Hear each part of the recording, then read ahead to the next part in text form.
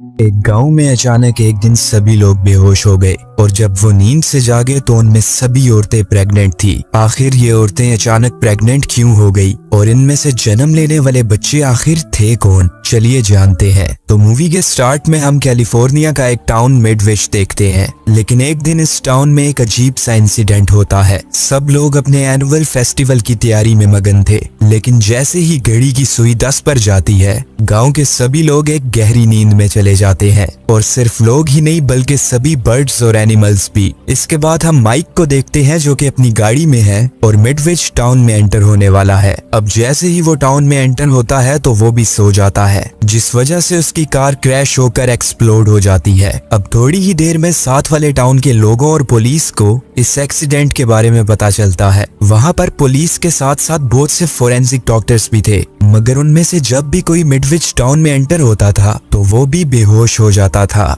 अब थोड़ी रिसर्च करने के बाद उन्हें पता चलता है कि इस टाउन में तो कोई न्यूक्लियर या केमिकल प्लांट भी नहीं है जिसका कोई लोगों पर साइड इफेक्ट हो रहा हो। वो सभी काफी परेशान थे और बिल्कुल क्लूलेस थे कि आखिर मिडवेस्ट टाउन में ऐसा क्यों हो रहा है। फिर हम उन्हीं लोगों में मौजूद एक डॉक्टर एलन को देखते हैं और एलन भी मिडवेस्ट टाउन का रेजिडेंट है। वो बहुत ज्यादा परेशान था क्योंकि उसकी वाइफ बारबरा उसकी कॉल्स पिक नहीं कर रही थी। अब कुछ घंटे गुजरते हैं और जैसे ही शाम के 4 बजते हैं सभी लोग अचानक जाग जाते हैं। एलन बारबरा के पास जाता है और उससे पूछता है कि क्या हुआ था, मगर वहाँ सभी लोगों की तरह बारबरा भी कुछ नहीं जानती थी कि आखिर उनके साथ ये हुआ क्यों और कैसे। फिर हम इस टाउन के स्कूल की प्रिंसिपल जिल को देखते हैं जो कि माइक की वाइफ है, और जब उसे अपने हस्बैंड की डेथ का पता चलता है तो उसका दिल बहुत ज्यादा टूट जाता है। वहाँ मौजूद कोई भी साइंटिस्ट या कोई भी आदमी इस बात का पता नहीं चला पा रहा था कि ये सब अचानक हुआ कैसे। अब जब उन्हें कोई जवाब नहीं मिलता तो लोग अपनी डेली लाइफ्स में मसरूफ होने लगते हैं। इसी तरह कुछ हफ्ते गुजर जाते हैं और आहिस्ता आहिस्ता लोग इस इंसिडेंट को भूलने लगते हैं। लेकिन फिर एक दिन एलन नोटिस करता है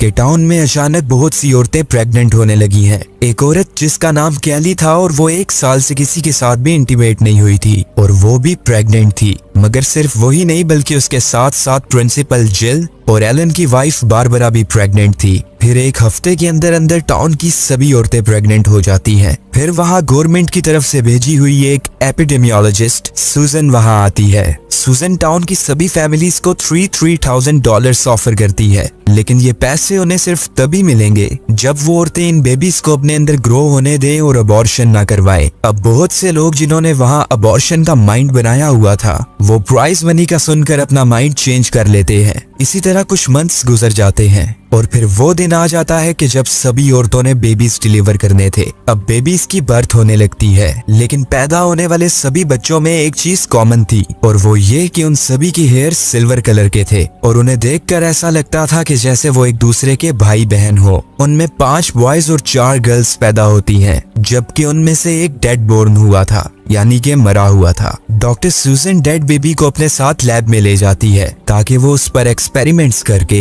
इन बेबीज की ट्रू नेचर का पता लगा सके। अब स्टार्ट के कुछ मंथ्स तो बेबीज बहुत छोटे थे और सब कुछ नॉर्मल था, लेकिन फिर जिल एक दिन नोटिस करती है कि उसका बेबी डेविड नॉर्मल बच्चों से बहुत ज्यादा इंटेलिजेंट है, क्योंकि वो क्रॉल करने की एज में ही अपना नाम स्पेल कर पा रहा था। बारबरा और एलन ने भी अपनी बेटी मैरा में ये चीजें नोटिस की थी। और फिर एक दिन बारबरा देखती है कि मैरा की आईज ग्लो कर रही है। मैरा अपनी मॉम को हिप्नोटाइज करती है, जिसकी वजह से बारबरा अपना हाथ खोलते हुए पानी में डिप कर देती है, लेकिन जिल वहां आकर उसे बचा लेती है। अब इस इंसिडेंट के बाद बारबरा बहुत ज्यादा सहम चुकी थी। वो अपनी बेटी मैरा से बहुत ज्यादा डरने लगी थी और फिर बारबरा एक दिन इसी खौफ की वजह से सुसाइड कर लेती है। अब एलन अपनी वाइफ की डेथ की वजह से बहुत ज्यादा सैड था। उसको इस बात का शक था कि जरूर उसकी वाइफ की डेथ में मैरा कहीं ना कहीं इन्वॉल्व है, लेकिन वो इस बारे में किसी से बात नहीं करता। दूसरी तरफ डॉक्टर सूजन इन स्पेशल बेबीज को साथ साथ बहुत क्लोजली ऑब्जर्व कर रही थी। फिर वो गवर्नमेंट की रिसर्च टीम के साथ एक मीटिंग में बच्चों के बिहेवियरल चेंजेस के बारे में डिस्कस करती है। सूजन उन्हें बताती है कि टाउन में डेथ्स और एक्सीडेंट्स का ज्यादा होना कहीं ना कहीं इन बच्चों के साथ लिंक्ड है। वो उन्हें ये भी बताती है कि इन बच्चों की लीडर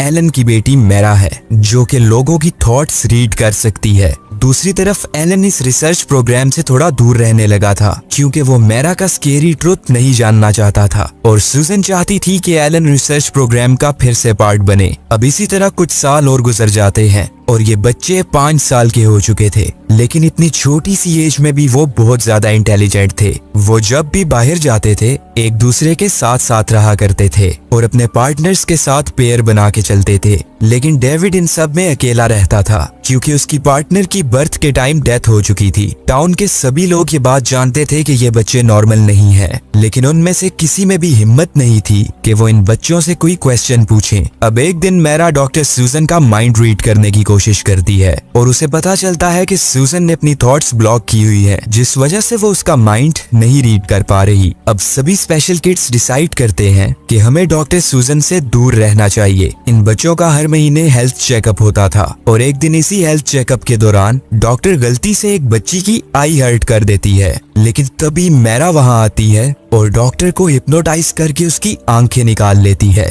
टाउन के सभी लोग ये बात जानते थे कि डॉक्टर के ब्लाइंड होने के पीछे इन बच्चों का हाथ है, लेकिन किसी के पास कोई प्रूफ नहीं था। जिल अपने बेटे डेविड को लेकर बहुत परेशान थी। वो एलन के पास आती है और उसे रिक्वेस्ट करती है कि तुम्हें इन बच्चों को सेपरेटली टीच करना चाहिए ताकि ये बच्चे ह्यूमैनिटी सीख सकें। फिर एक दिन बाहर एलन मैरा का हाथ पकड़ना चाह रहा था, लेकिन मैरा कोई भी रिस्पॉन्स दिए बगैर रोबोट्स की तरह वहां से चली जाती है। दूसरी तरफ जिल अपने बेटे डेविड के हेयर ब्रश करने की कोशिश करती है, लेकिन वो उसे ऐसा करने से रोक देता है और जिल को कहता है कि मेरे साथ आप इमोशनली अटैच मत हो क्योंकि इमोशंस यूजलेस होते हैं। फिर वो जिल का माइंड रीड करता है और उसे पता चलता है कि जिल अपने हस्बैंड माइक के बारे में सोच रही है। अब डेविड अपनी मॉम के साथ एक इमोशनल कनेक्शन फील करने लगता है क्योंकि वो भी अपनी पार्टनर को खो चुका था। फिर जिल की थॉट्स और भी ज्यादा रीड करने पर वो एक वर्ड एम्पैथी सीखता है, यानी कि हमदर्दी। फिर एक दिन वो सभी बच्चे एक साथ लाइन में वॉक कर रहे थे,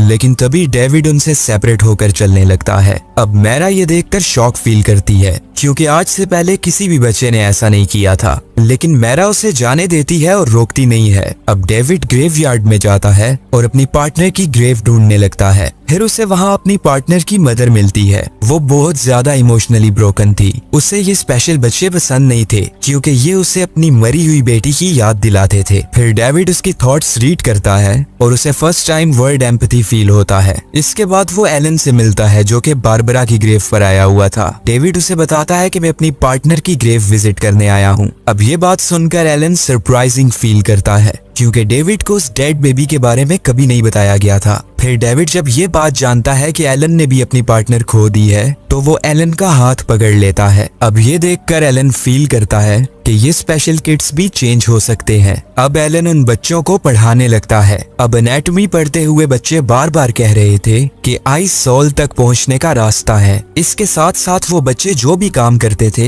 एक साथ एक ही वक्त पर सिंक्रोनाइजेशन में करते थे। एलन ये सब देखकर बहुत हैरान था। इसके बाद हम देखते हैं कि बच्चे क्लास में अकेले हैं। तभी वहाँ एक ड्रंक आदमी आता है। वो उन बच्चों को उल्टा सीधा बोलने लगता है। पहले तो बच्चे उसे खामोशी से देख रहे थे, लेकिन जैसे ही वो उनमें से एक बच्चे को टच करता है तो उन सभी बच्चों की आईज ग्लो होने लगती हैं और वो इस आदमी को हिप्नोटाइज करके इसकी जान ले लेते हैं। इसके बाद एलन सूजन से मिलता है और उससे पूछता है कि तुमने रिसर्च में क्या नई बातें पता की हैं। सूजन उसे बताती है कि सिर्फ उनके टाउन में ही ऐसा नहीं हुआ, बल्कि एक साथ बहुत से छोटे छोटे विलेजेस में ब्लैकआउट्स हुए थे और फिर इसी तरह के बच्चे पैदा हुए थे। फिर सूजन एलन को एक सीक्रेट रूम में लेकर जाती है और उसे वो डेड बेबी दिखाती है। सूजन ने उस पर एक्सपेरिमेंट्स किए थे और उसको अपनी रियल फॉर्म में ले आई थी, जो कि बिल्कुल एक एलियन जैसा दिख रहा था। इसके बाद एलन घर जाता है और मैरा को देखता है जो कि अपना सामान पैक कर रही थी। मैरा कहती है कि मैं इस टाउन से थोड़ा दूर बाकी के बच्चों के साथ रहना चाहती हूँ। वो एलन को कहती है कि मैं तुम्हें ज्यादा कुछ नहीं बताऊंगी, लेकिन जो चीजें मुझे चाहिए वो ले आओ।